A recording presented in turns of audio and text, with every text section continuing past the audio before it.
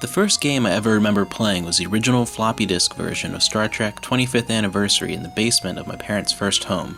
So when I discovered there was an NES game with the same name, I was ecstatic. However, this 25th Anniversary is actually an entirely different game from its DOS and Mac counterpart, but with the same general adventure game structure and similar interface.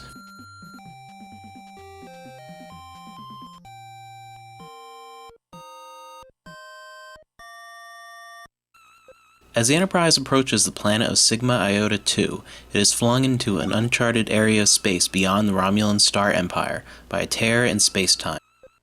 While trying to escape the violent spatial anomaly, the dilithium crystals are fused, making warp speed impossible. Trapped far from Federation space, it is your job, as Captain James T. Kirk, to explore the planets in this region of space, find enough dilithium to fuel your journey home, and somehow make it through enemy territory. The bulk of your time will be spent exploring different worlds, solving puzzles while avoiding or confronting various dangerous foes and obstacles. The puzzles consist of the same types of inventory, pattern, and trial and error brain teasers common in adventure games of the era.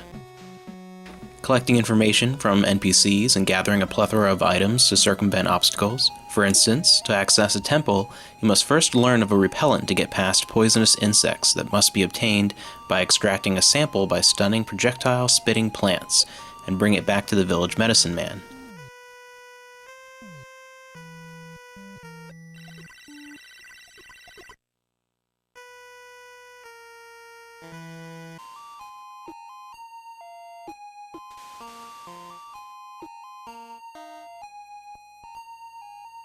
Which allows you access to a swamp where you can obtain an artifact that you learn is the key to the temple.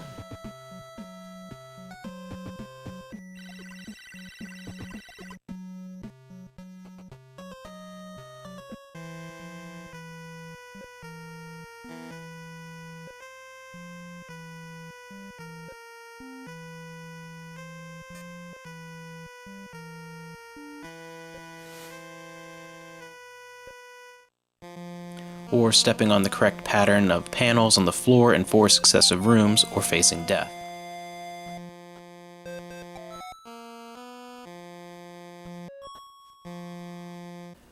While accomplishing these adventurous feats, you will be accompanied by a 2-man away team of your choice: Spock, Dr. McCoy, a security officer, a geologist, historian, or biologist. Each officer serves a different purpose, and you'll frequently need to make multiple trips down to each planet with different party members in order to solve puzzles by using their unique abilities, such as Spock mind-melding with the other members of your team to save them from deadly illusions, using the geologist to help locate sources of dilithium, or utilizing the extra firepower of the security guard to blast your way through a shielded door.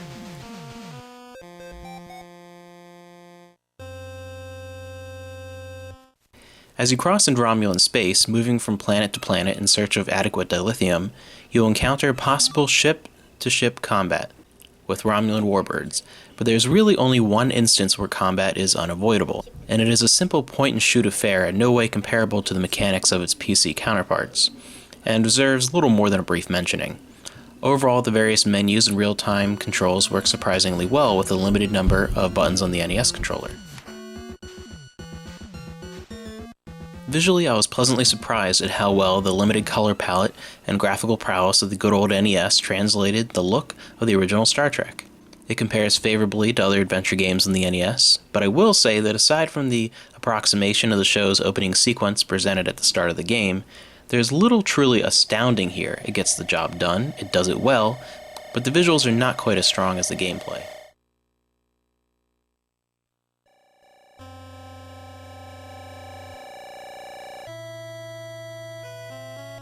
Sound is a mixed bag. The sound effects are generally adequate and rather noteworthy. Some of the music is ear-piercingly pitched and annoyingly repetitive, but the hum and beeps of the Enterprise bridge are instantly and nostalgically recognizable.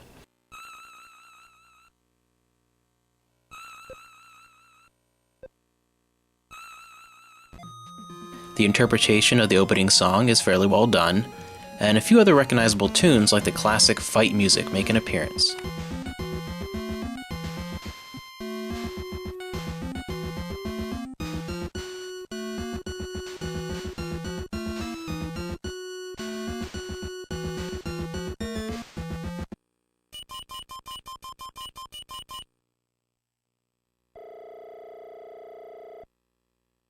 If there's one glaring flaw with the NES adaptation of Star Trek 25th Anniversary, it's that it's too easy. Anytime you die on the surface, you beam back up to the Enterprise and can immediately beam back down with no progress or collected items lost.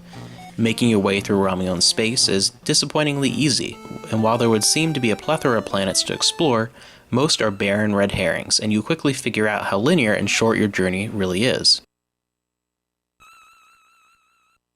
My first time through the game, I beat it in under 3 hours, and only got stuck on one puzzle for more than a few minutes.